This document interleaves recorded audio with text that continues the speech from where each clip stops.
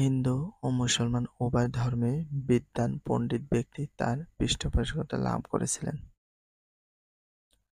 তিনি যে একজন উদার ও অসাম্প্রদায়িক মনের নরপতি ছিলেন তা হিন্দু কবি পণ্ডিতের পৃষ্ঠপোষকতা বহু হিন্দুকে উচ্চ রাজপদে নিয়োগ করা থেকে বোঝা যায়। তাহলে হিন্দু ও মুসলমানদের উভয় ধর্মের বিদ্বান ও পণ্ডিত ব্যক্তি তার পৃষ্ঠপোষকতা লাভ করেছিলেন। তিনি যে একজন উদার অসাম্প্রদায়িক মনের নরপতি ছিলেন কে? রঘুদ্দিনের বরবক্সা। কারণ হিন্দু কবি পণ্ডিতদের পৃষ্ঠপোষকতা বহু হিন্দুকে উচ্চ রাজপদে নিয়োগ করা থেকে বোঝা যায়। প্রাচীনকালে এই একইভাবে বৌদ্ধরা হিন্দুদের এবং হিন্দুরা বৌদ্ধরা রাজপদে নিয়োগ করতেন।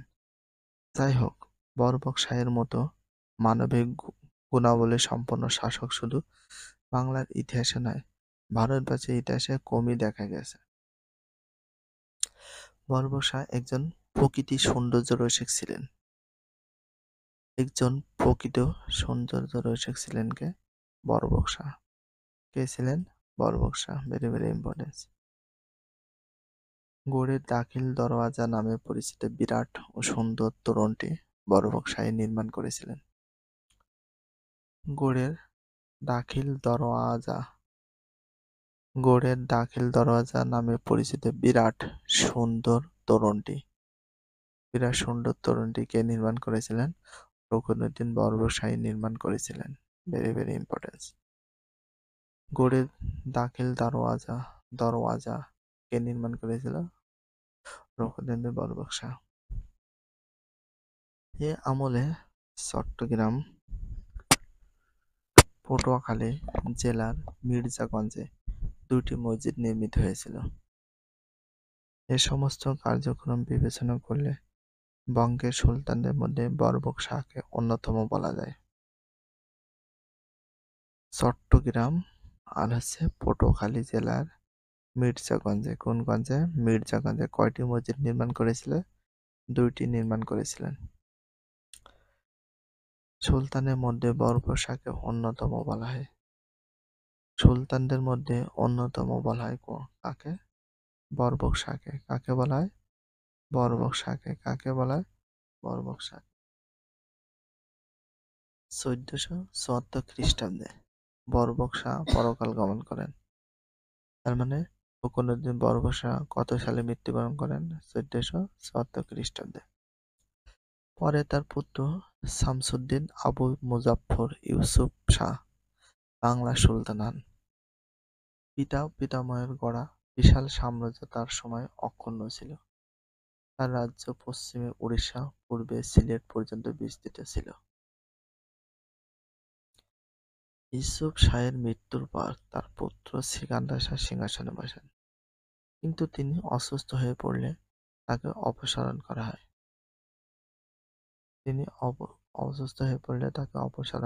কাকে? সিকান্দার শাহকে। সিকান্দার শাহ অসুস্থ হয়ে পড়ে বলে তাকে অপসারণ করেন। বরবক্সায়ের ছোট ভাই হুসেন জালালউদ্দিন ফতেহ শাহ। বরবক্সায়ের ছোট ভাই হুসাইন জালালউদ্দিন ফতেহ শাহ উপাধি ধারণ করে সিংহাসন আরোহণ করেন।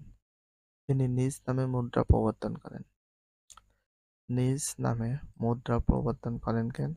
জালালউদ্দিন ফতেহ শাহ। বরবক্সায়ের ছোট ভাইয়ের নাম কি ছিল? হুসেন।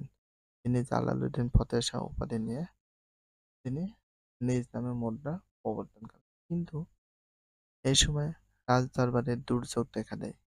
আবশিকৃত দেশরা এই সময় খুব ক্ষমতাশালী হয়ে ওঠে। তাদের প্রতিপত্তি কমানোর জন্য জালালউদ্দিন ফতেহ শাহ চেষ্টা করেন। এতে সমস্ত আবশিকৃত দেশ একজোট হয়ে সুলতানের বিরুদ্ধে ষড়যন্ত্র শুরু করে। সুলতান শাহজাদা ছিলেন প্রাসাদরক্ষী দলের প্রধান।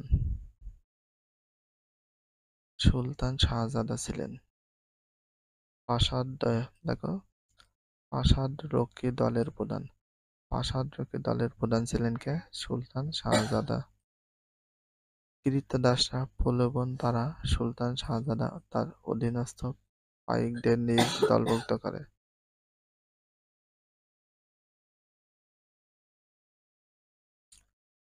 কৃতদাসরা প্রলোভন দ্বারা সুলতান শাহজাদা তার অধীনস্থ পাইকদের নিজ দলভুক্ত করে। শাহজাদা রাজপ্রাসাদের অভ্যন্তরে ফতেহ শাহকে হত্যা করেন।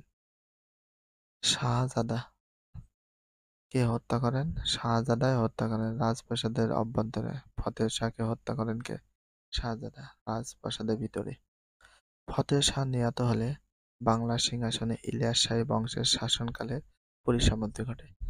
বাংলায় হাবশীদের রাজত্বের সূচনা হয়। বাংলা হাবশী রাজত্বের সূচনা হয়। একক কাজ। সুলতান রকনউদ্দীন বলবৎ শাহের কোন পদক্ষেপ মানুষের জন্য হিতকর ছিল তা অনুসন্ধান করো। হাবশী শাসন। বাংলায় হাবশী শাসন কত বছর স্থায়ী ছিল? মাত্র 6 বছর। কত বছর? মাত্র 6 বছর। ভেরি ভেরি ইম্পর্টেন্ট বা best of importance. Best of importance. Best of very very importance. Bangla Habshi শাসন কত বছর স্থায়ী ছিল? মাত্র 6 বছর। 1487 থেকে 1493। 1487 থেকে 1493।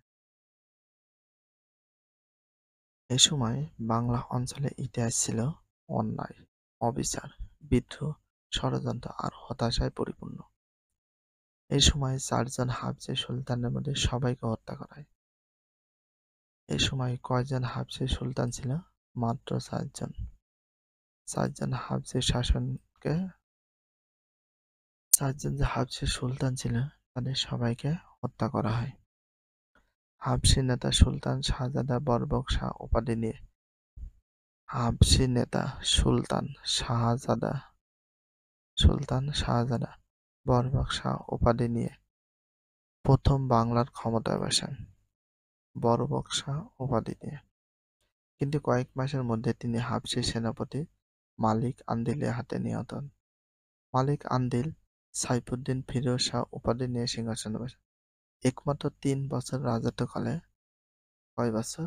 মাত্র 3 বছর রাজত্বকালে মালিক আন্দিল কি উপাধি নেয়? সাইফুদ্দিন ফিরোজ। নিয়ে কয় বছর রাজত্বকালে? মাত্র 3 বছর।